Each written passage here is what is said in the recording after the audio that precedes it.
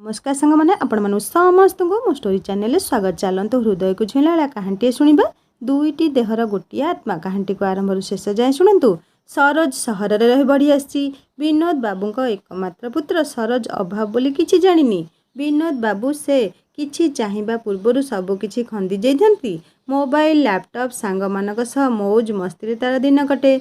Saroj Rai Bahadur group रे एकमात्र मालिक अटे, तेणु ताकू किछि भी असुविधा न थाए ना से किछि असुविधा विषय जानी थिले। छोट बेलू से अयसरे बढ़ी आसी जहाँ जेतेबेले चाहिछि तार हाथ पापुली रे थुआ होईछि। विनोद राय आखिर पितुला से ताकू घड़िए न देखिले पागल हो जाती।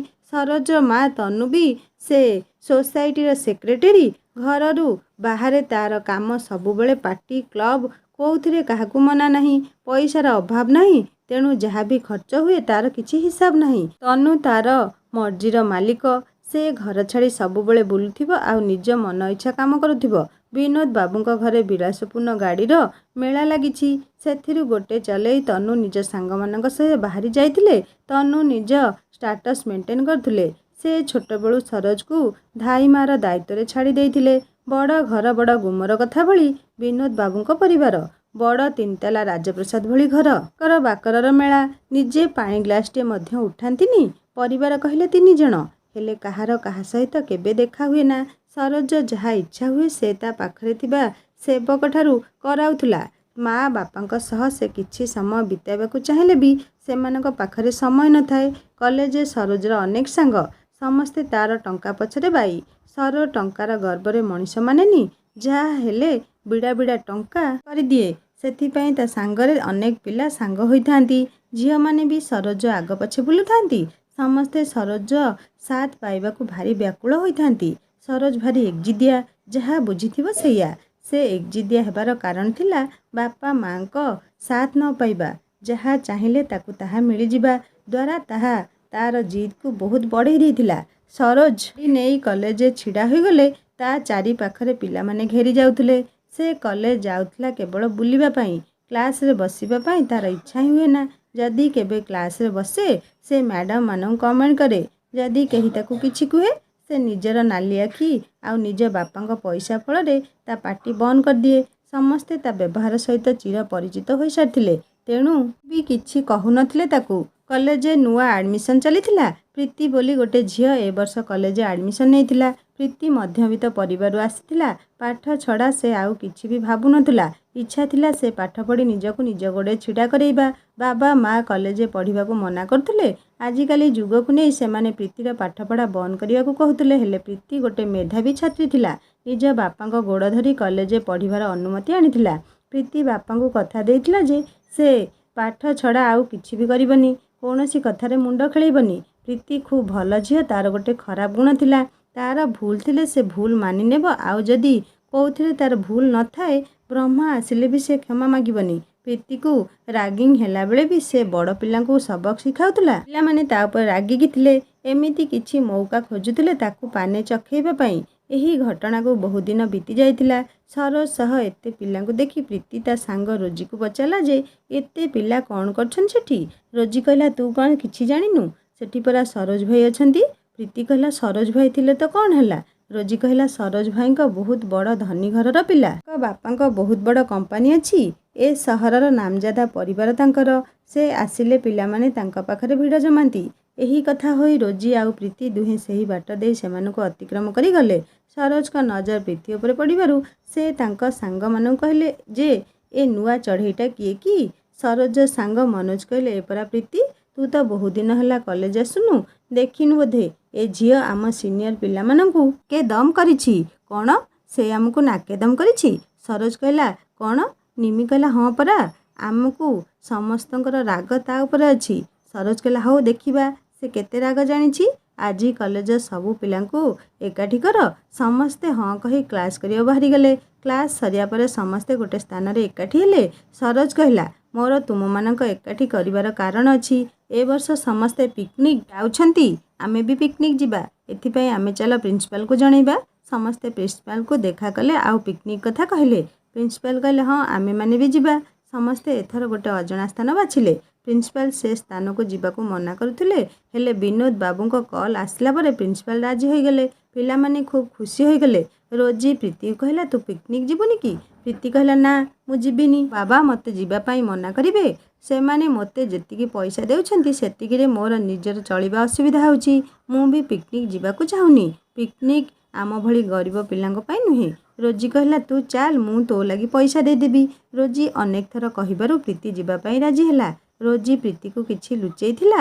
ଅନ୍ୟମାନେ ପ୍ରୀତିକୁ ନେବା ପାଇଁ ତା ଉପରେ ଦବାବ ପକାଇଥିଲେ, କିଛି ପଇସା ଦେଇଥିଲେ। ପଇସାର ଲୋଭରେ ସେ ଅନ୍ଧ ହୋଇଯାଇଥିଲା।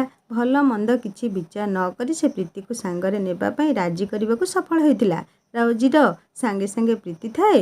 ସମସ୍ତେ ଗାଡ଼ିରେ ବସିଲେ। ତାକୁ ତା ସିନିୟରମାନେ କହିଲେ, ଏ ବସ୍ରେ କିଛି ପିଲା ଏମିତି ଅଛନ୍ତି ଯେଉଁମାନେ ଅନ୍ୟର ପଇସାରେ ମୌଜ କରିବାକୁ ଚାଲି ଆସିଛନ୍ତି। ବେଶୀ ତ ବଡ଼ ବଡ଼ କଥା କୁହନ୍ତି, ହେଲେ କାମରେ ଅଲଗା ଅଟନ୍ତି। ପ୍ରୀତିର ଦେହରେ ଏସବୁ ଖୁବ୍ ଯନ୍ତ୍ରଣା ଦେଉଥିଲା। ସେ ତା ସାଙ୍ଗ ସଲୋନୀକୁ କହିଲା, ଆରେ ତୁ ପରା କହୁଥିଲୁ ଆସିବୁନି ବୋଲି, ହେଲେ ଆସିଛୁ? ସେ କହିଲା, ହଁ, ସରୋଜ ଭାଇ ପରା କିଛି ପିଲାଙ୍କ ପାଇଁ ପଇସା ଦେଇଛନ୍ତି। ଏସବୁ ଶୁଣି ପ୍ରୀତି ଚମକି ପଡ଼ିଲା ଆଉ କହିଲା, ମୋ ପାଇଁ ତ ରୋଜି ପଇସା ଦେଇଛି। ସଲୋନୀ କହିଲା, ନା ପ୍ରୀତି, ସରୋଜ ଭାଇ ପଇସା ଦେଇଛନ୍ତି। ପ୍ରୀତି ଖୁବ୍ ଜୋରରେ ରାଗିଗଲା। ରୋଜି ଉପରକୁ ରାଗି ପାଚି ନିଆଁ ହୋଇଗଲା। ସେ ସେହି ବାଟରୁ ଫେରିଯିବାକୁ ଚାହୁଁଥିଲା, ହେଲେ ସାର୍ମାନେ ତାକୁ ଯିବାକୁ ମନା କଲେ। ପ୍ରୀତି ନିଜ ରାଗକୁ ଟିକେ ଶାନ୍ତ କଲା। ରୋଜି ପ୍ରୀତିକୁ ଭଲ କରି ଜାଣେ, ସେଥିପାଇଁ ସେ ଭୟରେ ଥରୁଥିଲା ଆଉ ଭାବୁଥିଲା ଯେ ସେ କି ଭୁଲ କଲା। ଏଣୁ ମାଇଲେ ଗୋହତ୍ୟା, ତେଣୁ ମାଇଲେ ବ୍ରହ୍ମହତ୍ୟା। ଯାହା ହେଉ ଟିକେ ବୁଲାବୁଲି କଲେ ଗଲାବେଳକୁ ଟିକେ ରାଗ ଶାନ୍ତ ଯାଇଥିବ। ଏହା ଭାବି ସେ ପ୍ରୀତିଠାରୁ ଦୂରତା ରକ୍ଷା କରି ବୁଲିବାକୁ ଲାଗିଲା। ସମସ୍ତେ ସମୁଦ୍ର ଭିତର ଦେଇ ବୁଲିବାକୁ ଯାଉଥିଲେ। ସେହି ଜାହାଜ ଭିତରେ ଗୋଟେ ବହୁତ ବଡ଼ ପାର୍ଟିର ଆୟୋଜନ ହୋଇଥିଲା। ସରୋଜର ଫୋନ୍କୁ ଗୋଟେ କଲ୍ ଆସିଲା। ତା ମାମା ଫୋନ୍ କରିଥିଲେ ଆଉ କହୁଥିଲେ, ବେଟା ଖୁବ୍ ମଜାମସ୍ତି କରିବୁ। ସରୋଜ ନାକ କୁଞ୍ଚନ କରି ଫୋନ୍ ରଖିଲେ। ସରୋଜ ନିଜ ମାଙ୍କ ସହିତ କଥା ହୋଇ ତାର ମୁଡ୍ ଅଫ୍ ହୋଇଗଲା। ସେ ନିଜ ସାଙ୍ଗମାନଙ୍କ ଠାରୁ ମଦ ଆଣି ପିଇବାକୁ ଲାଗିଲା। ସରୋଜର ଏ ପିକନିକ୍ର ମୂଳ ଲକ୍ଷ୍ୟ ଥିଲା ସେ ପ୍ରୀତି ସହ କଥା ହେବ ବୋଲି। କଲେଜରେ ଏତେ ପିଲା ଥିଲେ, ଏ ପ୍ରୀତି ହିଁ ତାଙ୍କ ମନକୁ କିଣି ନେଇଥିଲେ। ଅନ୍ୟ ପିଲାମାନଙ୍କ ଭଳି ସେ ତା ପଇସାକୁ ଲୋଭ କରୁନଥିଲା। ପ୍ରୀତି ପାଖରେ ଯେତିକି ପଇସା ଥିଲା ସେ ସବୁ ପଇସା ନେଇ ସରୋଜର ମୁହଁ ଉପରେ ଫୋପାଡ଼ି ଦେଲା। ଆଉ ରାଗରେ ହିତାହିତ ଜ୍ଞାନ ଭୁଲି ସେ ପାଖରେ ଥିବା ବିୟର ବୋତଲରୁ ସବୁ ବିୟରକୁ ଏକାଥରେ ପିଇ ଦେଇଥିଲା ଆଉ ସରୋଜକୁ ଗାଳି ଦେବାକୁ ଲାଗିଲା। ସେ କହୁଥିଲା, ତୁମେ କ'ଣ ଭାବୁଛ, ମୁଁ କ'ଣ ଅନ୍ୟ ପିଲାଙ୍କ ଭଳି ଅନ୍ୟର ଦୟାରେ ବଞ୍ଚିବି? ଏହା ତୁମ ଭୁଲ ଧାରଣା ମିଷ୍ଟର ସରୋଜ। ତୁମେ କ'ଣ ଭାବୁଛ, ତୁମ ଧନ ପାଇଁ ମୁଁ ତୁମ ଆଗ ପଛରେ ଘୁରି ବୁଲିବି? ମୁଁ ସେମିତି ଝିଅ ନୁହେଁ। ଆମର ଗରିବ ହୋଇପାରୁ, ହେଲେ ଏମିତି ମୁଁ ତୁମ ଆଗରେ ପଛରେ ବୁଲି ପାରିବିନି।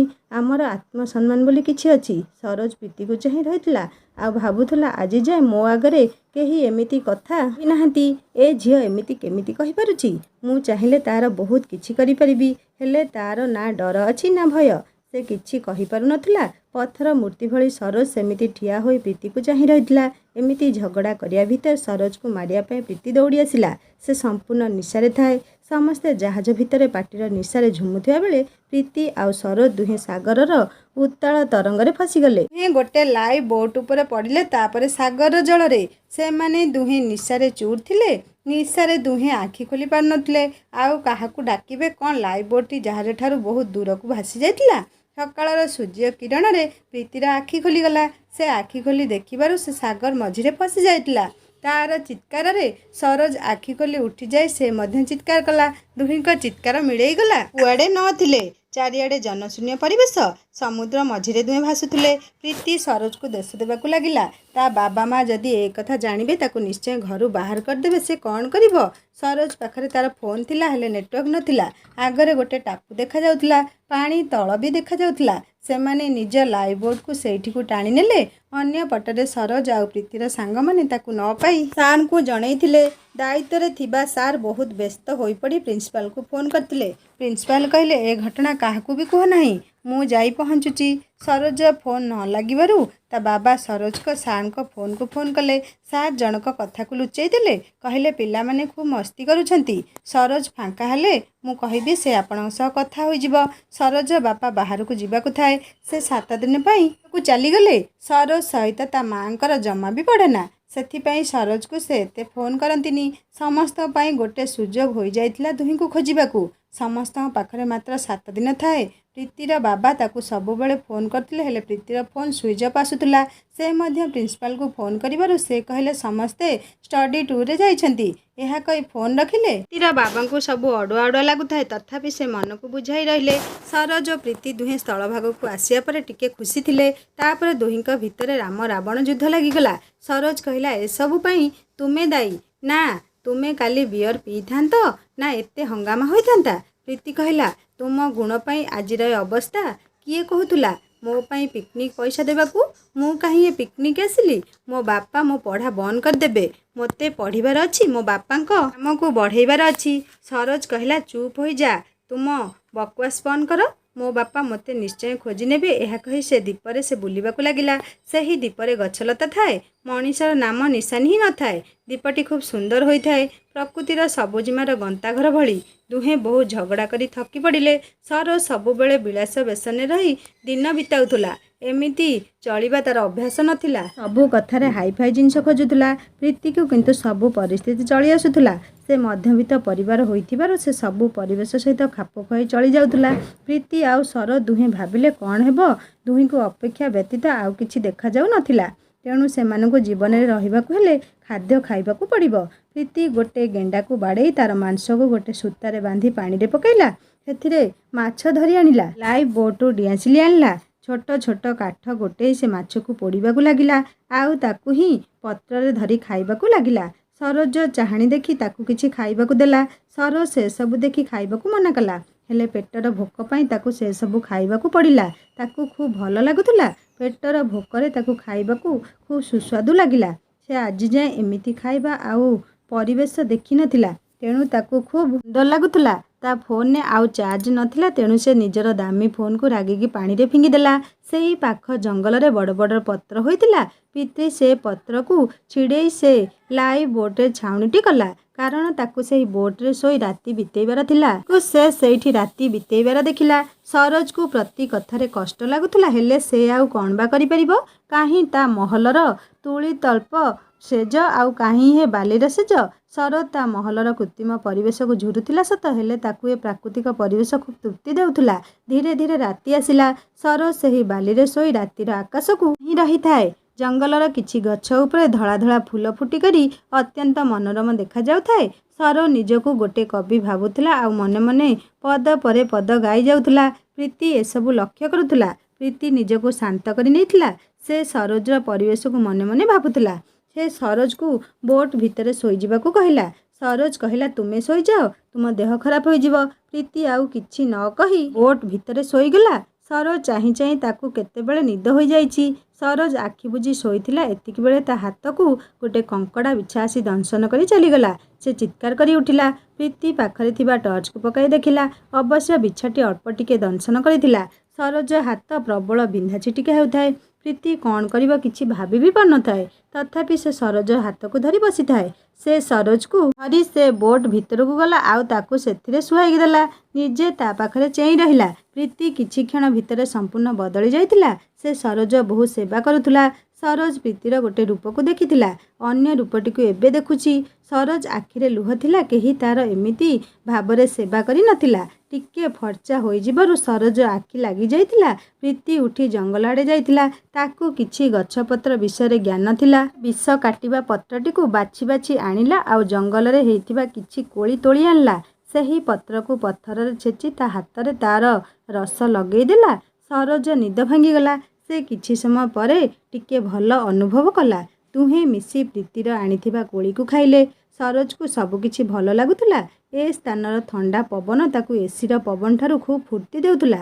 ସମୁଦ୍ର ଶାନ୍ତ ପାଣିରେ ସ୍ନାନ କରି ଖୁବ୍ ଆନନ୍ଦିତ ହେଉଥିଲା। ଦେହ ଖରାପର ଭୟ ନଥିଲା। ସରୋଜକୁ ପ୍ରୀତି ସହ ଖୁବ୍ ଭଲ ଲାଗୁଥିଲା। ପ୍ରୀତି ରାତି ସାରା ଶୋଇ ନଥିଲା, ତେଣୁ ସରୋଜ ପ୍ରୀତିକୁ କହିଲା ଅଳ୍ପ ସମୟ ଶୋଇଯିବାକୁ। ପ୍ରୀତି ତା କଥା ମାନି ଅଳ୍ପ ସମୟ ଶୋଇଗଲା। ପ୍ରୀତିର ମୁହଁରେ ଖରା ପଡ଼ି ସେ ଉଠିଯିବା ପୂର୍ବରୁ ସରୋଜ ସୂର୍ଯ୍ୟକୁ ଆହୁଡ଼ା କରି ଠିଆ ହେଲା। ପ୍ରୀତି ଆଉ ଅଳ୍ପ ସମୟ ଶୋଇ ରହିଗଲା। ପ୍ରୀତି ଉଠି ଦେଖିଲା ସରୋଜ ସୂର୍ଯ୍ୟଙ୍କୁ ଉହାଡ଼ କରି ଛିଡ଼ା ହୋଇଛି। ସେ ସରୋଜକୁ ଧନ୍ୟବାଦ ଦେଲା ଆଉ ହସିକି ଉଠି ଚାଲିଗଲା। ସରୋଜ କହିଲା, ପ୍ରୀତି, ମୋତେ ତୁମେ ମାଛ ଧରିବା ଶିଖାଇ ଦେବ? ପ୍ରୀତି କହିଲା, ହଁ ନିଶ୍ଚୟ। ସରୋଜ ଘମଣ୍ଡ ଧୀରେ ଧୀରେ ଦୂର ହୋଇଥିଲା। ଏବେ ସେ ଏକ ସାଧାରଣ ପିଲା ଭଳି ବ୍ୟବହାର କରୁଥିଲା। ପ୍ରୀତିକୁ ଖୁବ୍ ଭଲ ଲାଗୁଥିଲା। ପ୍ରୀତି ଆଉ ସରୋଜ ଦୁହେଁ ମାଛ ଧରିବାକୁ ଚାଲିଗଲେ। ସରୋଜକୁ ପ୍ରୀତି ମାଛ ଧରିବା ଶିଖାଇଲା। ସରୋଜ ଏମିତି ଗୋଟେ ମାଛ ଧରିଛି ତାକୁ ଖୁବ୍ ଆନନ୍ଦ ଲାଗିଲା। ସରୋଜ ଆଉ ପ୍ରୀତି ଦୁହେଁ ଛୋଟ ଛୋଟ କାଠ ଆଣିଲେ ଆଉ ତାପରେ ଦୁହେଁ ସେ ମାଛ ଗୁଡ଼ିକୁ ପୋଡ଼ିଲେ। ଜଙ୍ଗଲରୁ କିଛି କନ୍ଦା ଜାତୀୟ ମୂଳ ପ୍ରୀତି ଆଣିଥିଲା, ତାକୁ ମଧ୍ୟ ପୋଡ଼ିକି ଖାଇଲେ। ସରୋଜକୁ ଏ ଖାଦ୍ୟ ବହୁତ ଭଲ ଲାଗିଲା। ଦୁହେଁ ଖୁବ୍ ଖୁସି ମନରେ ଖାଉଥିଲେ ଆଉ ଦିନସାରା ଜଙ୍ଗଲର ଅପୂର୍ବ ରୂପ ଦେଖୁଥିଲେ ଆଉ ରାତି ହେଲେ ସେହି ଲାଇଫ୍ ବୋଟ୍ରେ ଶୋଇପଡ଼ୁଥିଲେ। ଦୁହେଁ ଦୁହିଁଙ୍କୁ ପସନ୍ଦ କରିବାକୁ ଲାଗିଥିଲେ। ସେମାନେ ନିଜ ଘରକୁ ଆଉ ଫେରିବାକୁ ଚାହୁଁନଥିଲେ। ସରୋଜ ନିଜ ବଡ଼ ଘରର ସ୍ୱପ୍ନ ଭୁଲି ଯିବାକୁ ଚାହୁଁଥିଲା। ତାକୁ ଏମିତି ଜୀବନ ଖୁବ୍ ଭଲ ଲାଗୁଥିଲା। ସେ ପ୍ରୀତିକୁ ତା ମନ କଥା କହିଦେବାକୁ ଚାହୁଁଥିଲା। ପ୍ରୀତି ବି ନିଜ ବାବା ମାଙ୍କ ଆକଟ ଆଉ ମଧ୍ୟବିତ୍ତ ପରିବାରର ଚାପକୁ ଭୁଲିବାକୁ ଚାହୁଁଥିଲା। ଅନ୍ୟପଟେ କାହା ଉପରେ ନିଜ ଜୀବନର ସଙ୍କଟ ଥିଲା। କୋଉ ପିଲାମାନେ ଘରକୁ ଯାଇପାରୁନଥିଲେ। ସେମାନେ ସେ ସାଗର ସାରା ଛାନଭିନ୍ କରିବାକୁ ଲାଗିଲେ ବି କିଛି ଫଳ ନଥିଲା। ବିନୋଦ ବାବୁଙ୍କ ଆସିବା ସମୟ ହୋଇଯାଇଥିଲା। ତନୁ ନିଜ କର୍ତ୍ତବ୍ୟ ପାଇଁ ଟିକେ ଫୋନ୍ ଲଗାଇଦେଲେ। ସମସ୍ତେ ତାଙ୍କୁ ମିଛ କହିଲେ। ସରୋଜ ଫୋନ୍କୁ ଟ୍ରାକ୍ କରିବାରୁ ତାହା ଗୋଟେ ଲୋକେସନ୍ ଦେଖାଇଲା। ତାହା ବହୁତ ଦୂରରେ ଅଟେ। ସମସ୍ତେ ସେ ଦିଗରେ ଆଗେଇଲେ। ପ୍ରୀତି ଆଉ ସରୋଜ ଭିତରେ ପ୍ରେମର ଅଙ୍କୁର ଅଙ୍କୁରିତ ହୋଇସାରିଥିଲା। ସରୋଜ ତାକୁ ପ୍ରଥମେ ନିଜ ଭଲ ପାଇବା ବିଷୟରେ ଜଣେଇଲା। ପ୍ରୀତି କହିଲା, କାହିଁ ତୁମେ ଆଉ କାହିଁ ମୁଁ? ମୋତେ କ'ଣ ତୁମେ ଗ୍ରହଣ କରିପାରିବ? ଆଜି ସିନା ଭଲ ପାଏ ବୋଲି କହୁଛ, ଦେଖିଲେ ଆଉ ଚିହ୍ନି ପାରିବନି। ସରୋଜ କହିଲା, ମୁଁ ଗୋଟେ ମିଛ ଦୁନିଆରେ ଥିଲି। ଆଉ ଯେଉଁଭଳି ଜୀବନ ବଞ୍ଚୁଥିଲି ଗୋଟେ ସ୍ୱାର୍ଥପର ପରି କେବଳ ନିଜ କଥା ଭାବୁଥିଲି। ନିଜକୁ ଫୋନ୍ ଆଉ ଲାପଟପ୍ ଆଉ ଟେଲିଭିଜନ ଭିତରେ ସୀମିତ କରି ଦେଇଥିଲି। ଆଜି ଏ ଦୁନିଆର ସୌନ୍ଦର୍ଯ୍ୟ ମୋ ମନକୁ ସମ୍ପୂର୍ଣ୍ଣ ବଦଳେଇ ଦେଇଛି। ଏ ପକ୍ଷୀମାନଙ୍କରେ ରାବ ମୋ ମନରେ ଗୋଟେ ନୂଆ ଭାବନା ଆଣୁଛି। ଏ ଖୋଲା ବାତାବରଣକୁ ମୁଁ କେବେ ଏମିତି ଅନୁଭବ କରିନଥିଲି। ଖାଲି ପଇସା ମୋତେ ହେଇଛି କ'ଣ? ମିଛ ବନ୍ଧୁତ୍ୱ? ସରୋଜ ପ୍ରୀତିକୁ ଧନ୍ୟବାଦ ଜଣାଇଲା ଆଉ କହିଲା, କେବଳ ତୁମ ପାଇଁ ହିଁ ମୋତେ ଏ ଅନୁଭବ ହୋଇପାରିଲା। ପ୍ରୀତି ଆଉ ସେ ଦୁହେଁ ସେଦିନ ସେ ଜଙ୍ଗଲ ସାରା ଘୂରିବାକୁ ଲାଗିଲେ। ଦୁହେଁ ସେଠାରେ ଥିବା ଶିଳାରେ ନିଜ ନାଁ ଲେଖିଦେଲେ। ଏମିତି 4 ଦିନ ବିତି ଯାଇଥିଲା। ଦୁହେଁ ଆଉ ଘରକୁ ଫେରିବାକୁ ବ୍ୟସ୍ତ ନଥିଲେ। ଦୁହେଁ ଖୁବ୍ ଶାନ୍ତ ଭାବରେ ସବୁ ସମୟତକ ବିତାଇବାକୁ ଚାହୁଁଥିଲେ। ଦୁହେଁ ସାଥୀ ହୋଇ ସେ ସାଗର କୂଳରେ ନିଜ ନାମ ଲେଖୁଥିଲେ ଆଉ ସାଗରର ପାଣି ଆସି ଲିଭାଇ ଦେଉଥିଲା।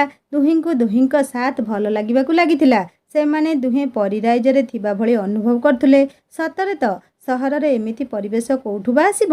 ସେଦିନ ପ୍ରୀତିର ଦେହ ବହୁତ ଜୋରରେ ଅସୁସ୍ଥ ହୋଇପଡ଼ିଲା। ସରୋଜ କ'ଣ କରିବ ସ୍ଥିର କରିପାରିଲାନି। ବିନୋଦ ବାବୁ ଆସିସାରିଥିଲେ। ପ୍ରିନ୍ସିପାଲଙ୍କୁ ସବୁ ସତ କହିବାକୁ ପଡ଼ିଲା। ପ୍ରୀତିର ବାପା ମା ମଧ୍ୟ ସତ୍ୟ ଜାଣିସାରିଥିଲେ। ସେମାନେ ପ୍ରିନ୍ସିପାଲଙ୍କୁ ଦୋଷ ଦେଉଥିଲେ। ସରୋଜର ଫୋନ୍ ଟ୍ରାକ୍ କରି ବିନୋଦ ବାବୁ ସରୋଜ ଆଉ ପ୍ରୀତି ପାଖରେ ପହଞ୍ଚିଗଲେ। ପ୍ରୀତିକୁ ସରୋଜ ସାହସ ଦେଲେ ତାକୁ ଧରି ନେଇ ବୋଟ୍ରେ ବସାଇ ଦେଲେ। ଏହି 7 ଦିନରେ ସରୋଜ ବହୁତ ବଦଳି ଯାଇଥିଲା ଆଉ ପ୍ରୀତି ବି ବହୁତ ବଦଳି ଯାଇଥିଲା। ପ୍ରୀତିକୁ ମେଡ଼ିକାଲରେ ଆଡ଼ମିଟ୍ କରିବାକୁ ପଡ଼ିଲା। ସରୋଜକୁ ତା ବାବା ନେଇଗଲେ। ସରୋଜ ପ୍ରୀତିକୁ କଥା ଦେଇଥିଲା ଜୀବନରେ ଯାହା ବି ଘଟିଗଲେ ବି ସେ ପ୍ରୀତିକୁ ଜମା ବି ଭୁଲିବନି ବୋଲି। ପ୍ରୀତିର ସରୋଜ ଉପରେ ବିଶ୍ୱାସ ଥିଲା, ହେଲେ ସେ ବଡ଼ ଲୋକମାନଙ୍କୁ ବିଶ୍ୱାସ କରିପାରୁନଥିଲା। ସେମାନଙ୍କର କ'ଣ କେବେ ହୁଏ କିଏ ବା ଜାଣିଛି? ବଡ଼ ଲୋକମାନେ ତ ତାଙ୍କ ଭଳି ଲୋକଙ୍କୁ ଜୀବନରେ ହୀନ ବୋଲି ମନେ କରନ୍ତି। ସରୋଜ ଯଦି ତାଙ୍କ ଭିତରୁ ଜଣେ ହୁଏ, ସେ କେମିତି ସହିବ ଏ କଥା? ପ୍ରୀତି ହସ୍ପିଟାଲ ବେଡ୍ ଉପରେ ଶୋଇ ଏସବୁ ଭାବୁଥାଏ। ପ୍ରୀତିର ମା ତା ବାବାଙ୍କୁ ମନା କରିଥିଲେ ପ୍ରୀତିକୁ କିଛି ନ ପଚାରିବା ପାଇଁ। ତା ବାବା ନିଜକୁ ଚୁପ୍ ରଖି ଛିଡ଼ା ହୋଇଥିଲେ। ପ୍ରୀତି ବାବୁଙ୍କୁ ଦେଖି ଆଉ ତାଙ୍କ କହିବା କଥା ରଖିପାରିଥିବାରୁ ସେ ଲାଜରେ ମୁହଁ ବୁଲେଇ ଶୋଇଥାଏ। ମାଙ୍କ ଡାକରେ ମୁହଁ ବୁଲେଇବାରୁ ଦେଖିଲେ ତା ବାବା ଆଉ ସେଠି ନଥିଲେ। ପ୍ରୀତି ବାବାଙ୍କ କଥା ମାଙ୍କୁ ପଚାରିବାରୁ ମା କହିଲେ ଯେ, ବାବା ଏଇଠି କୋଉଠି ଥିବେ, ତୁ ଆଗ ଭଲ ହୋଇଗଲୁ। ପ୍ରୀତିର ମନ ମାନୁନଥିଲା। ସେ 8 ଦିନ ହସ୍ପିଟାଲରେ ରହିବା ଭିତରେ ତାର ବାବା ହସ୍ପିଟାଲକୁ ଥରଟିଏ ହେଲେ ବି ଆସିନଥିଲେ। ପ୍ରୀତି ତାର ବାବାଙ୍କ ପ୍ରକୃତି ଜାଣିଥିଲା। ପ୍ରୀତିର ବାବା ପ୍ରବଳ କଠୋର ସ୍ୱଭାବର ଥିଲେ। ପ୍ରୀତିର ମା ଆଉ ସଭିଏଁ ବାବାଙ୍କୁ ଖୁବ୍ ଭୟ କରନ୍ତି। ସେ ପ୍ରୀତିକୁ ଏମିତି ଭାବରେ ଦେଖି ରାଗରେ ଥରୁଥିଲେ ଆଉ ମନ ଭିତରେ କିଛି ସ୍ଥିର କରି ସାରିଥିଲେ। ଘରେ ଚୁପ୍ ହୋଇ ବସି ରହିଥିଲେ। ମାମା ପ୍ରୀତି ପାଖରେ ଥିଲେ। ପ୍ରୀତି ଭଲ ହୋଇଗଲା ପରେ ମାମା ପ୍ରୀତିକୁ ନେଇ ଘରକୁ ଗଲେ। ଦୁଆର ଏନୁଡ଼ି ଡେଇଁବାକୁ ଗୋଡ଼ ବଢ଼େଇଲା ବେଳକୁ ପ୍ରୀତିର ବାବା ବାହାରି ଆସି କହିଲେ, ଏ ଝିଅର ଏ ଘରେ କୌଣସି ସ୍ଥାନ ନାହିଁ। ତା ମାମା କିଛି କହିବାକୁ ବାହାରୁଥିଲେ ତା ବାବା କହିଲେ, ତୁ ଯଦି ପ୍ରୀତିର ସପକ୍ଷରେ ଯାଉଛ ତାହେଲେ ଏ ଘରୁ ବାହାରି ଯାଅ। ପ୍ରୀତି ପରିସ୍ଥିତି ଦେଖି କଥାକୁ ଆଗକୁ ନ ବଢ଼େଇ ସେଇଠୁ ଘରୁ ବାହାରି ଚାଲିଗଲା। ପାଦ ତାର ଯୁଆଡ଼କୁ ଟାଣୁଥିଲା ସେ ସେଇ ଆଡ଼କୁ ଚାଲୁଥିଲା। ଆଖିରୁ ଲୁହର ଧାର। ପଛକୁ ମୁହଁ ବୁଲେଇ ସେ ଦେଖିଲା ବାବା ମାମାଙ୍କୁ ଘରକୁ ଟାଣି ଟାଣି ନେଉଥିଲେ। ମାମା କାନ୍ଦି କାନ୍ଦି ପଛକୁ ଚାହିଁ ଘୁଷୁରି ଘୁଷୁରି ପ୍ରବେଶ କରୁଥିଲେ। ବାବା ଉଚ୍ଚ ସ୍ୱରରେ କ'ଣ କହିଯାଉଥିଲେ। ମାମା ଖୁବ୍ ଅସହାୟ ହୋଇ ପ୍ରୀତିର ଯିବା ପଥକୁ ଚାହିଁ ରହିଥିଲେ। ପ୍ରୀତି ହସ୍ପିଟାଲରେ ଥିବାବେଳେ ସରୋଜ 2-3 ଥର ଆସି ଦେଖି ଯାଇଥିଲା। ସରୋଜର ବାବା ବିନୋଦ ବାବୁ ସରୋଜ ଉପରେ କଡ଼ା ପ୍ରତିବନ୍ଧକ ଲଗାଇ ଦେଇଥିଲେ। ସେ ନିଜ ବଂଶ ପରମ୍ପରାକୁ ନେଇ ବହୁତ ଗର୍ବ କରୁଥିଲେ। ପଇସାର ଲୋଭ ମୋହ ତାଙ୍କ ଆଖିରେ ଅନ୍ଧ ପୁଟୁଳି ବାନ୍ଧି ଦେଇଥିଲା। ସେ କ'ଣ କରିବେ କିଛି ଜାଣିପାରୁ ନଥିଲେ। ତାଙ୍କୁ ଡର ଲାଗି ରହିଥିଲା କାଳେ ତାଙ୍କ ପୁଅ ସରୋଜ ସେ ଗରିବ ଝିଅ ପ୍ରୀତିକୁ ଭଲ ପାଇ ବିବାହ କରିନେବ।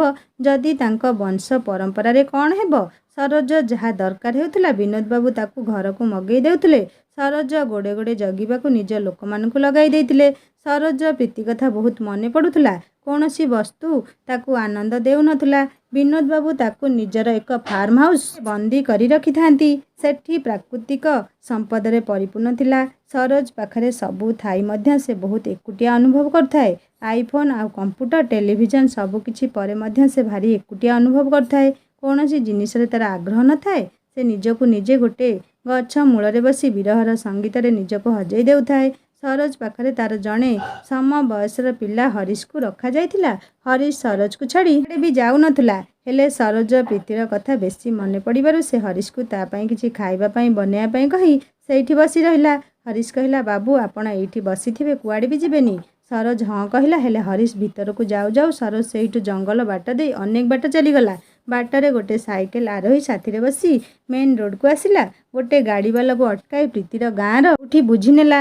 କିଛି ଲୋକଙ୍କ ଠାରୁ ସାହାଯ୍ୟ ପାଇ ସେ ପ୍ରୀତିର ଘର ପାଖରେ ପହଞ୍ଚିଲା। ଭାଗ୍ୟକୁ ପ୍ରୀତିର ବାପା ତାଙ୍କ ଘରେ ନଥାନ୍ତି, ନହେଲେ କ'ଣ କରିଥାନ୍ତେ କେଜାଣି। ପ୍ରୀତିର ମା ବାହାରେ କିଛି ଶୁଖଉଥିଲେ ବୋଧେ। ସରୋଜ ଯାଇ ତାଙ୍କୁ ପ୍ରଣାମ କଲା। ପ୍ରୀତିର ମା ଯେମିତି ଦେଖିଲେ ସରୋଜ ତାଙ୍କୁ ପ୍ରଣାମ କରୁଛି, ସେ ପ୍ରୀତି ଘର ଛାଡ଼ିବା କଥା କହିଦେଲେ। ଆହୁରି ମଧ୍ୟ କହିଲେ ଯେ ପ୍ରୀତି ତୁମକୁ ବହୁତ ଭଲ ପାଏ ବୋଲି। ତାକୁ ବାହାରେ ଠିଆ ହେବାକୁ ଯାଇ ଘର ଭିତରକୁ ପ୍ରୀତିର ସାର୍ଟିଫିକେଟ୍ ଆଣି ସରୋଜ ହାତରେ ଧରେଇ ଦେଲେ ଆଉ କହିଲେ, ପୁଅ ଏଇଠୁ ଜଲ୍ଦି ଚାଲିଯାଅ, ପ୍ରୀତିର ବାବା ଆସିଲେ ବହୁତ ରାଗିବେ। ସରୋଜ ସେଇଠୁ ନିରାଶ ମନରେ ପ୍ରୀତିକୁ ଖୋଜିବାକୁ ଗଳି କନ୍ଦି ବୁଲୁଥାଏ। ଅନ୍ୟପଟେ ସରୋଜ ଆସିବା ପରେ ହରିଶ ଆସି ଦେଖିବାରୁ ସରୋଜ କୋଉଠି ବି ନଥିଲା। ସେ ଅନେକ ଖୋଜିବା ପରେ ସରୋଜ ନ ମିଳିବାରୁ ସେ ବି ଭୟରେ ସେଠୁ ଚାଲିଗଲା। ବିନୋଦ ବାବୁ ସରୋଜ ଆଉ ହରିଶର ଫୋନ୍କୁ ରିଂ କରୁଥିଲେ ମଧ୍ୟ କେହି ଫୋନ୍ ଉଠାଉ ନଥିଲେ। ବିନୋଦ ବାବୁଙ୍କ ମନରେ ସନ୍ଦେହ। ସେ ସେଠାକୁ ଯାଇ ଦେଖିଲେ ସେଠାରେ କେହି ନଥିଲେ। ବିନୋଦ ବାବୁ ଅସହ୍ୟ ଭାବରେ ରାଗିଗଲେ ଆଉ ନିଜର ପୋଷା ଗୁଣ୍ଡାମାନଙ୍କୁ ହରିଶ ଆଉ ସରୋଜକୁ ଖୋଜିବା କାମ ଲଗାଇଦେଲେ। ସରୋଜ ନିଜ ବାବାଙ୍କ ଗାଡ଼ି ଦେଖି ନିଜକୁ ଲୁଚାଇ ଦେଉଥିଲା। ସେ ଅନେକ ସ୍ଥାନରେ ପ୍ରୀତିକୁ ଖୋଜି ସାରିଥିଲା। ସେ ନିରାଶ ହୋଇଯାଇଥିଲା। ସେ ପାଗଳ ଭଳି ହୋଇଯାଇଥିଲା। ନିଜର ଦାଢ଼ି ଆଉ ନିଶ ବଢ଼େଇ ଦେଇଥିଲା। ବିନୋଦ ବାବୁଙ୍କ ଲୋକମାନେ ହରିଶକୁ ପାଇଗଲେ। ହରିଶକୁ ବିନୋଦ ବାବୁ ପଚାରିବାରୁ ସେ କହିଲା, ସରୋଜ ବାବୁ ଚାଲିଯିବା ପରେ ମୁଁ ବହୁ ଡରି ଯାଇଥିଲି। ସେଥିପାଇଁ କିଛି ନ କହି ମୋ ଘରକୁ ଚାଲିଗଲି। ବିନୋଦ ବାବୁ କହିଲେ, ଯେ ପର୍ଯ୍ୟନ୍ତ ସରୋଜ ନ ମିଳିଛି ସେ ଯାଏଁ ତୋତେ ମୁଁ କିଛି ଦଣ୍ଡ ଦେବିନି। ସେ ଯୋଉଦିନ ମିଳିଯିବ ସେଦିନ ତୋର ଶେଷ ଦିନ। ଏ କଥା ଶୁଣି ହରିଶ ଭୟରେ ଶିହରି ଉଠିଲା। ଗରିବର ଜୀବନ ପତର ତଳେ ତ ପଥର ତଳେ ଅଟେ। ହରିଶ ସେମାନଙ୍କ ସହ ଚାଲିଲା। ବିନୋଦ ବାବୁଙ୍କ ଲୋକମାନେ ସରୋଜକୁ କୁକୁର ଭଳି ଖୋଜି ଚାଲିଥାନ୍ତି। ସରୋଜଙ୍କ ମା ବାପା ତାଙ୍କ ସହ ଖୁବ୍ ବୁଲୁଥାନ୍ତି। ଯେତେବେଳେ ସେହି ତାଙ୍କର ଗୋଟିଏ ପୁଅ। ବିନୋଦ ବାବୁ ସ୍ଥିର କରିନେଲେ ଯେ ସେ ଯାହା ହେଉ ପଛେ ସରୋଜ ମିଳିଲା ପରେ ତା'ର ବିବାହ ତାଙ୍କ ସାଙ୍ଗ ଅମିତଙ୍କ ଝିଅ ସହ କରେଇ ଦେବେ ବୋଲି। ଏହି ଚିନ୍ତା ତାଙ୍କ ସ୍ୱାମୀ ସ୍ତ୍ରୀଙ୍କ ମନରେ ଥିଲା। ସେ ଏ କଥାକୁ ସରୋଜକୁ କହିଥିଲେ। ସରୋଜ ଏହାର ଉତ୍ତର ଦେଇନଥିଲା। ସେ ଏ କଥା ଶୁଣି ବିଗିଡ଼ି ଯାଉଥିଲା। ଘରେ ରାଗରେ ସବୁ ଜିନିଷ ଫିଙ୍ଗା ଫୋପଡ଼ା କରୁଥିଲା। ସରୋଜର ମନରେ କ'ଣ ଅଛି ତାକୁ ବୁଝିବାକୁ ବାକି ନଥିଲା। ବିନୋଦ ବାବୁ ପ୍ରୀତିର ଘରକୁ ଯାଇ ତା ବାବାଙ୍କୁ ଧମକାଇ ଆସିଥିଲେ। ପ୍ରୀତିର ବାବା କହିଲେ, ପ୍ରୀତି କିଏ ସେ ଜାଣନ୍ତିନି। ପ୍ରୀତି ସହ ତାଙ୍କର କି ତାଙ୍କ ପରିବାରର କିଛି ବି ସମ୍ପର୍କ ନାହିଁ। ଏହା କହି ଘର ବନ୍ଦ କରିଦେଲେ। ବିନୋଦ ବାବୁଙ୍କ ଭଡ଼ାଟିଆ ଗୁଣ୍ଡାମାନେ ଗଳି କନ୍ଦି ଖୋଜି ବୁଲୁଥିଲେ। ସରୋଜକୁ ତା'ର କାକା ଏସବୁର ଖବର ଦେଉଥିଲେ। ସରୋଜ କାକାଙ୍କୁ ବହୁତ ଭଲ ପାଏ। ସେ ପ୍ରୀତିକୁ ଖୋଜୁଥିଲା ଆଉ ରାତି ହେଲେ କାକାଙ୍କ ପାଖରେ ଶୋଇଯାଏ। ରାମୁ କାକା ତାଙ୍କ ଘରେ ଅନେକ ବର୍ଷ ହେଲା କାମ କରୁଥିଲେ। ସରୋଜକୁ ଏଡ଼ିକି ଟିକେରୁ କୋଳେଇ କାଖେଇ ମଣିଷ କରିଥିଲେ। କାକାଙ୍କୁ ସରୋଜଙ୍କ ଦୁର୍ଦ୍ଦଶା ଦେଖାଯାଉନଥିଲା। ସରୋଜ ଖାଇବା ପିଇବା ଛାଡ଼ି ଦେଇଥିଲା। ଅନେକ ଦିନ ହେଲା ସେ ଆଇନାରେ ନିଜକୁ ଦେଖିନଥିଲା। ଆଜି ହଠାତ୍ ସେ ପ୍ରୀତିକୁ ଦେଖି ଚମକି ପଡ଼ିଥିଲା। ଏ କ'ଣ? ସେ ଯୋଉ ପ୍ରୀତିକୁ ଖୋଜୁଛି ସେ କ'ଣ ହାତରେ ଶଙ୍ଖା ଆଉ ମଥାରେ ସିନ୍ଦୂର ନାଇ ବଧୂ ବେଶ ସାଜିଛି? ପ୍ରୀତି ତାକୁ ଯୋଉ କଥା ଦେଇଥିଲା ତାହା ସବୁ କ'ଣ ମିଛ ଥିଲା? କ'ଣ ପାଇଁ ସେ ଏମିତି କରୁଛି? ନାଇଁ, ଆଜି ତାକୁ ଏ ସବୁର ଉତ୍ତର ଦରକାର। से प्रीति को फॉलो करी से रहुथिबा घर भितरକୁ पशिगला। प्रीति गोटे लोक सह कौन कथा होतिबार शुणिला। प्रीति कहूଥାଏ केते आउ खोजिबी, मो भल पाइबा बोधे मिछ थिला। ଏହା କହିସାରିବା ପରେ ସେହି ପଛପଟରୁ ସରୋଜ ବାହାରି ପ୍ରୀତି ଆଗରେ ଛିଡ଼ା ହୋଇ ପଡ଼ିଲା। ମୁହଁରେ ଦାଢ଼ିର ଗୁଚ୍ଛ, ବେଶରେ ଗୋଟେ ଭିକାରୀ ଭଳି ଦିଶୁଥାଏ। ପ୍ରୀତିର ପାଖରେ ଥିବା ଲୋକଟି କହିଲା, କ'ଣ ଦରକାର? ପ୍ରୀତି ଆଗକୁ ଆସି ଭଲକି ଦେଖିବାକୁ ଲାଗିଲା। ଆରେ ଏ କ'ଣ? ହଜିଲା ବଳଦ ଖୋଜିଲା ଠେଇଁ। ପ୍ରୀତି ଭଲକି ଦେଖି କହିଲା, ସରୋଜ ତୁମେ କୁଆଡ଼େ ଯାଇଥିଲ? କେତେ ତୁମକୁ ଖୋଜିଛି। ସରୋଜ କହିଲେ, ପ୍ରୀତି ତୁମେ କ'ଣ ବିବାହ କରିସାରିଛ? ପ୍ରୀତି କହିଲା, ସେ ଅନେକ କଥା, ତୁମେ ଘରକୁ ଆସ, ମୁଁ ତୁମକୁ ସବୁ କହୁଛି। ସରୋଜ କହିଲା, ନା ପ୍ରୀତି ତୁମେ ଆଗେ କୁହ। ତୁମ ପାଇଁ ମୁଁ ମୋ ଘରଦ୍ୱାର ସବୁ କିଛି ଭୁଲିଛି, ନିଜ ପିତାଙ୍କ ସହ ଶତ୍ରୁତା କରିଛି, ଆଗେ ମୋତେ କୁହ। ପ୍ରୀତି କିଛି କହିବା ପୂର୍ବରୁ ସେ ଭଦ୍ର ବ୍ୟକ୍ତି ଜଣକ କହିଲେ, ମୋର ନାମ ଜଗନ, ମୁଁ ଗୋଟେ ସାମ୍ବାଦିକ ଅଟେ। ସେଦିନ ଖବର ସଂଗ୍ରହ କରିବା ବାଟରେ ମୋତେ ପ୍ରୀତି ମିଳିଥିଲା। ପ୍ରୀତିକୁ କିଛି ଲୋକ ଗୋଡ଼ଉଥିଲେ। ପ୍ରୀତିକୁ ମୁଁ ସେମାନଙ୍କ କବଳରୁ ଉଦ୍ଧାର କଲି। ପ୍ରୀତିକୁ ସୁରକ୍ଷିତ ରଖିବା ପାଇଁ ମୁଁ ପ୍ରୀତିକୁ କହିଲି, ମିଛ ସିନ୍ଦୁର ଆଉ ଶଙ୍ଖା ନାହିଁ ମୋ ସ୍ତ୍ରୀ ଅଭିନୟ କରିବା ପାଇଁ। ପ୍ରୀତି ତୁମକୁ ବହୁତ ଖୋଜିଲାଣି। ଏହା କହି ଜଗନ ଚୁପ୍ ହୋଇଗଲା। ସରୋଜ କହିଲା, ପ୍ରୀତି ତୁମେ ମୋତେ କ୍ଷମା କରିଦିଅ। ପ୍ରୀତି କହିଲା, ଯାହା ହୋଇଛି କୁ ଭୁଲିଯାଅ, ଆଗକୁ କ'ଣ ହେବ ଆମେ ଚିନ୍ତା କରିବା।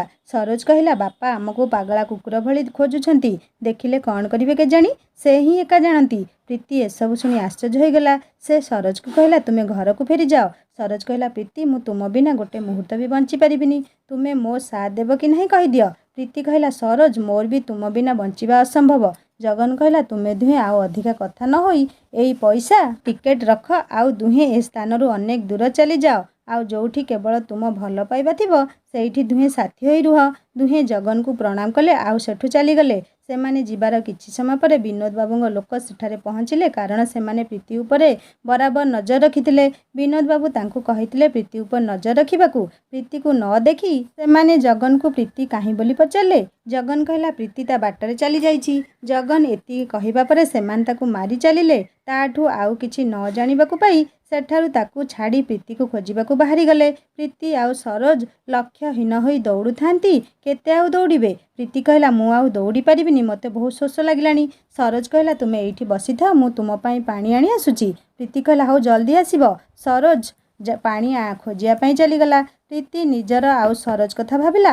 ସେ ଭାବୁଥିଲା ସତରେ ସେ ବହୁତ ଭାଗ୍ୟବତୀ, ତାକୁ ସରୋଜ ଭଳି ସାଥୀଟିଏ ମିଳିଛି, ଯିଏ ନିଜର ଏତେ ଧନ ସମ୍ପତ୍ତି ଆଉ ପ୍ରତିପତ୍ତି ଛାଡ଼ି ତାକୁ ଖୋଜି ଖୋଜି ଚାଲି ଆସିଛି। ସେ କ'ଣ ତାକୁ ସେତିକି ଖୁସି ଦେଇପାରିବ? ସରୋଜ ସେହି ସମୟରେ ପ୍ରୀତି ପାଇଁ ଗୋଟେ ଭଙ୍ଗା ଖପରାରେ ପାଣି ନେଇ ଆସିଛି। ପ୍ରୀତି ପାଣି ପିଇ ଟିକେ ଶାନ୍ତିରେ ନିଶ୍ୱାସ ମାରିଛି। ସରୋଜ ପ୍ରୀତି ପାଖରେ ବସିଗଲା। ପ୍ରୀତି ସରୋଜ ପାଖକୁ ଲାଗିକି ବସି ଯାଇଥାଏ। ଦୁହିଁଙ୍କ ଉଷ୍ମ ନିଶ୍ୱାସ ଦୁହେଁ ଅନୁଭବ କରିପାରୁଥିଲେ। କିଛି ସମୟ ଦୁହେଁ ଦୁହିଁଙ୍କୁ ଜାବୁଡ଼ି ଧରିଲେ। ପ୍ରୀତି କହିଲା, ସରୋଜ ତୁମେ ମୋତେ ଭୁଲିଯାଅ ଆଉ ନିଜର ବାପା ମାଙ୍କ ପାଖକୁ ଫେରିଯାଅ। ସରୋଜ କହିଲା, ପ୍ରୀତି ମୁଁ ତୁମକୁ ଛାଡ଼ି ଯାଇପାରିବିନି। ମୁଁ ଜାଣିଛି ତୁମର କିଛି ଦୋଷ ନଥାଇ ମଧ୍ୟ ତୁମେ ବହୁତ କଷ୍ଟ ପାଉଛ। ସବୁ ଭୁଲ ମୋର ଥିଲା। କାଶ ସେଦିନ ମୁଁ ପିକନିକ୍ ପ୍ଲାନ୍ କରିନଥାନ୍ତି, ତୁମକୁ ଆଜି ଏ ଦିନ ଦେଖିବାକୁ ପଡ଼ିନଥାନ୍ତା। ପ୍ରୀତି କହିଲା, ଛାଡ଼ ସେସବୁ କଥା, ଯାହା ଲେଖିଥାଏ ତାହା ଅବଶ୍ୟ ହୁଏ। ସରୋଜ କହିଲା, ପ୍ରୀତି ମୁଁ ତୁମ ହାତ କେବେ ବି ଛାଡ଼ିବିନି। ମୁଁ ଜାଣିଛି ତୁମ ସହ ଯାହା ଘଟିଛି। ସରୋଜ କହିଲେ, ମୋ ପାଇଁ ତୁମ ବାପା ତୁମକୁ ଘରୁ ବାହାର କରିଦେଲେ ନା? ତୁମେ କେତେ କଷ୍ଟ ପାଇଥିବ ମୁଁ ଜାଣେ। ପ୍ରୀତି କହିଲା, ଜୀବନର ମାନେ ତ କଷ୍ଟ। ମୁଁ ଜାଣେ ଆମ ଜୀବନରେ କେବେ ବି ଖୁସି ନାହିଁ। ତୁମେ ମୋ ପାଇଁ କାହିଁକି କଷ୍ଟ ସହିବ? ତୁମେ ତୁମ ପିତାମାତା ଆଉ ତୁମ ଦୁନିଆକୁ ଫେରିଯାଅ। ସରୋଜ କହିଲା, ପ୍ରୀତି ତୁମେ ମୋତେ ଏମିତି କହି ମୋତେ ତୁମଠୁ ଦୂରେଇ ଦିଅନି। ପ୍ରୀତି କହିଲା, ଆଉ କ'ଣ କହିବି ସରୋଜ? ସମସ୍ତେ ଭଲ ପାଆନ୍ତି ସୁଖରେ ଆଉ ଖୁସିରେ ରହିବା ପାଇଁ। ଆମ ଜୀବନରେ ଖୁସିକୁ ଗ୍ରହଣ ଲାଗିଯାଇଛି। ଆମକୁ ଏ ଦୁନିଆ ଶାନ୍ତିରେ ରହିବାକୁ ଦେବନି। ସରୋଜ କହିଲା, ହଁ ତୁମେ ଠିକ୍ କହିଛ। ସରୋଜ କହିଲା, ପ୍ରୀତି ଆମେ ଦୁହେଁ ସାଙ୍ଗ ହୋଇ ରହି ନ ପାରିଲେ କ'ଣ ହେଲା? ଆମେ ଏକା ସାଙ୍ଗରେ ମରି ତ ପାରିବା। ଏହା ହିଁ କହି ସାରିଲା ପରେ ସେ ଏକଲୟରେ ପ୍ରୀତିକୁ ଚାହିଁ ରହିଥିଲା। ପ୍ରୀତି ତା କଥାରେ ସମ୍ମତି ଜଣାଇଲା। ସରୋଜ ନିଜ ହାତ କାଟି ପ୍ରୀତିର ମୁଣ୍ଡରେ ସିନ୍ଦୁର ଦେଲା। ଦୁହେଁ ପତି ପତ୍ନୀ ହୋଇସାରିବା ପରେ ସରୋଜ କହିଲା, ପ୍ରୀତି ଆମେ ସିନା ସାଥୀ ହୋଇ ରହିପାରିବାନି, ବଳିଦାନରେ ଅନ୍ୟମାନଙ୍କ ପ୍ରେମ ତ ସଫଳ ହୋଇପାରିବ। ପ୍ରୀତି ହଁ କହି ଶେଷଥର ପାଇଁ ସରୋଜକୁ ଚୁମ୍ବନ ଦେଇ ତା ଛାତିରେ ମଥା ରଖି କିଛି ସମୟ ଶୋଇଗଲା। ତାପରେ ଦୁହେଁ ପ୍ରୀତିର ଓଢ଼ଣୀରେ ଆତ୍ମହତ୍ୟା କଲେ। ସେମାନଙ୍କ ଏ ବଳିଦାନରେ ଧନୀ ଘରର ଲୋକମାନେ ନିଜ ସନ୍ତାନକୁ ନ ହରାଇବା ଭୟରେ ସେମାନଙ୍କ ଭଲ ପାଉଥିବା ପିଲାମାନଙ୍କ ସହ ତାଙ୍କ ବିବାହ ଦେଲେ। ଅନ୍ୟପଟେ ବିନୋଦ ବାବୁ ଆଉ ତାଙ୍କ ସ୍ତ୍ରୀ ନିଜ ଲୁହ ପୋଛୁଥିଲେ। କାଶ ସେ ନିଜ ପୁଅର ପ୍ରେମକୁ ଗ୍ରହଣ କରି ନେଇଥାନ୍ତେ, ଆଜି ସେ ତାଙ୍କ ସହ ରହିଥାନ୍ତା ତ। ପ୍ରୀତିର ବାବା ନିଜ କର୍ମ ପାଇଁ ଅନୁତପ୍ତ ଥିଲେ। ଆଉ କ'ଣ ହାତରେ କିଛି ବି ନଥିଲା। प्रीति आ सरोज को गोटे जुईरे जाली दि जाइथिला। ସେହି ଶ୍ମଶାନରେ ଦୁହିଁଙ୍କ ଲାଗି ଦୁଇଟି ସମାଧି ବନେଇ ଦେଇଥିଲେ। ବହୁ ପ୍ରେମୀ ଯୁଗଳ ଆସି ସେମାନଙ୍କ ପ୍ରେମକୁ ସଫଳ କରିବା ପାଇଁ ଗୋଲାପ ଫୁଲ ଅର୍ପଣ କରି ହାତ ଯୋଡ଼ି ଚାଲି ଯାଆନ୍ତି। ଆଜି ବି ଅନେକ ଲୋକ କୁହନ୍ତି ପ୍ରୀତି ଆଉ ସରୋଜ ଆତ୍ମା ସେ ମଶାଣିରେ ଘୁଲି ବୁଲୁଛି। ସାଙ୍ଗମାନେ କାହାଣୀଟିକୁ ଏଇଠି ସମାପ୍ତ କରୁଛି। କାହାଣୀଟି କେମିତି ଲାଗିଲା ମୋତେ ନିଶ୍ଚୟ କମେଣ୍ଟ କରି ଜଣାଇବେ। କାହାଣୀଟି ଭଲ ଲାଗିଥିଲେ ଲାଇକ୍ ଟିକେ କରିବେ, ସାଙ୍ଗମାନଙ୍କ ସହିତ ସେୟାର କରିବେ। ଆଉ ଯଦି ମୋ ଚ୍ୟାନେଲରେ ନୂଆ ଅଛନ୍ତି ତାହେଲେ ସବସ୍କ୍ରାଇବ୍ କରି ବେଲ୍ ଆଇକନ୍ ଦବାଇଦେବେ, ଯାହାଫଳରେ ମୁଁ ନୂଆ ନୂଆ କାହାଣୀ ଅପଲୋଡ଼ କଲେ ଆପଣମାନଙ୍କ ନୋଟିଫିକେସନ୍ ପହଞ୍ଚିବ। ଆପଣମାନେ କାହାଣୀଟିକୁ ସର୍ବପ୍ରଥମେ ପଢ଼ିପାରିବେ ଓ ଶୁଣିପାରିବେ। ଏବେ ମୋତେ ବିଦାୟ ଦିଅନ୍ତୁ, ପୁଣି ଆସିବି ଆଉ ଗୋଟେ ସୁନ୍ଦର କାହାଣୀ। ରହୁଛି ନମସ୍କାର, ଜୟ ଜଗନ୍ନାଥ।